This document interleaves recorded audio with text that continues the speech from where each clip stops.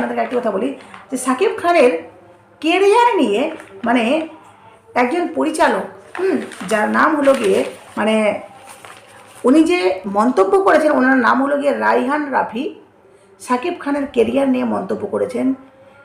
কারণ দেখুন যে শাকিব খান, বুবলি আর এদিকে অপবিশ্বাস, এদের কিন্তু পার্সোনাল লাইফগুলো এতটাই বাইরে চলে এসছে যে পার্সোনাল লাইফের জন্য কোথাও না কোথাও প্রফেশনাল লাইফ মানে এফেক্টেড, তাই না?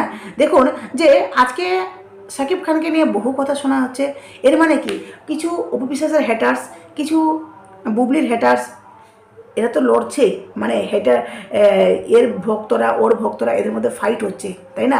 আর শাকিব খানের ভক্তরা, সবার মধ্যে একটা ফাইট। তো কিছু কিছু মানুষ অপুর জন্য শাকিব খানকে ত্যাগ করছেন, কিছু কিছু মানুষ আবার বুবলির জন্য শাকিব খানকে ত্যাগ করছেন। তো এই যে এগুলো কী হচ্ছে, তাদের প্রফেশনাল লাইফে অনেকটা